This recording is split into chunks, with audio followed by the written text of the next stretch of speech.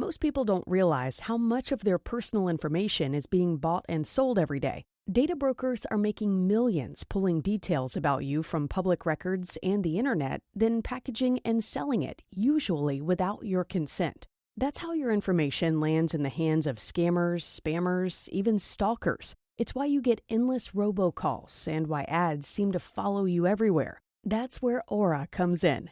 Aura actively removes your data from broker sites and keeps it off. They also instantly alert you if your information shows up in a breach or on the dark web.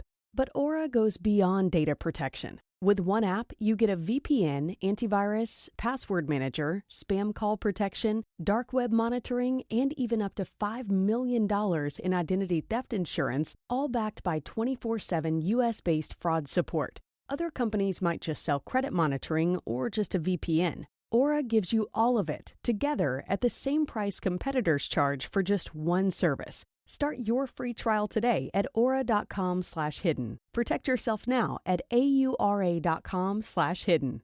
This episode is brought to you by Progressive Insurance. Do you ever find yourself playing the budgeting game? Well, with the Name Your Price tool from Progressive, you can find options that fit your budget and potentially lower your bills. Try it at Progressive.com. Progressive Casualty Insurance Company and Affiliates. Price and coverage match limited by state law. Not available in all states.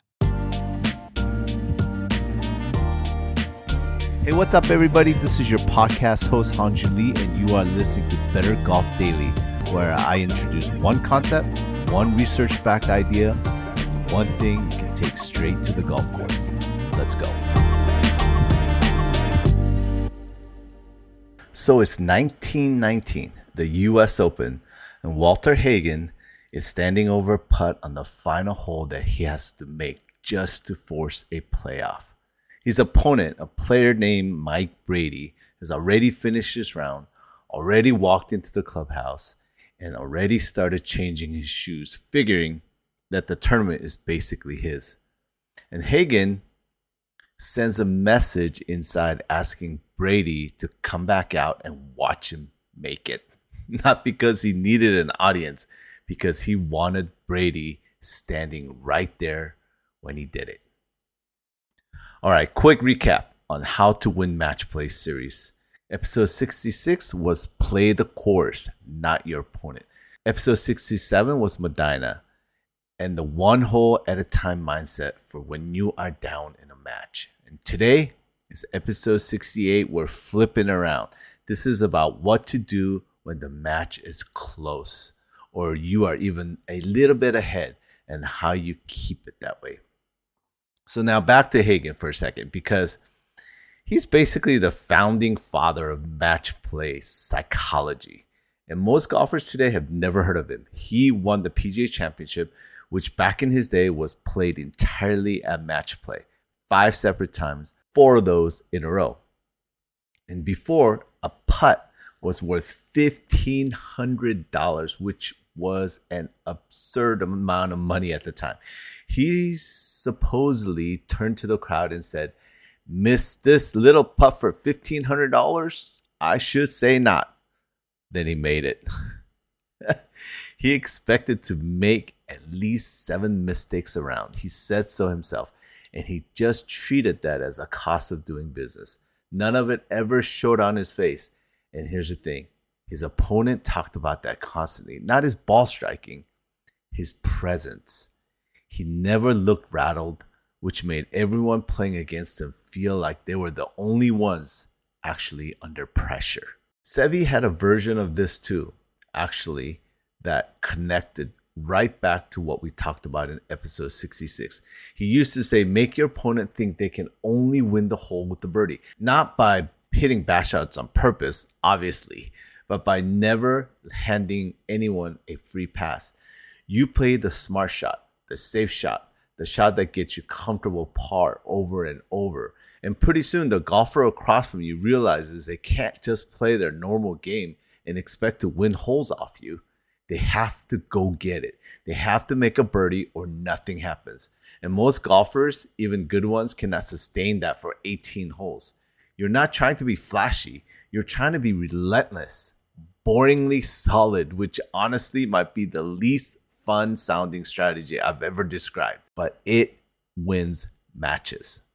You see this same thing today with Ian Poulter, who they call the postman over in Europe, because in Ryder Cups, he always delivers. Teammates and opponents both say the same thing about him. It's not really about the golf shots. It's the fact that his demeanor never cracks. That stare he gets, and opponents across from him start playing tighter without him doing anything except existing in that state the whole day. So here's an actual application, and I want to be clear. This isn't about being rude or being a jerk on the course. That stuff backfires, and honestly, it's just no fun to play with someone like that. This is about two specific habits. One, stop conceding putts out of politeness on holes that actually matter. I know we all want to keep pace of play moving and be a nice group to play with. And most of the time, that's the right call. But if it's a real match and the putt is inside the number where misses actually happen, let him putt it. And two, keep the exact same energy on hole 15 that you had on hole 1. A lot of golfers unconsciously ease up once they're a couple holes ahead, and that's exactly when the door cracks open for a comeback. Stay switched on, stay boring, stay solid. Let the other person be the one who has to go make something happen. And honestly, the composure part, keeping your own face and body language neutral no matter what just happened, okay, that one's free. It costs you nothing, and it's probably the single most underused weapon in casual matches. People read your face way more than you think they do.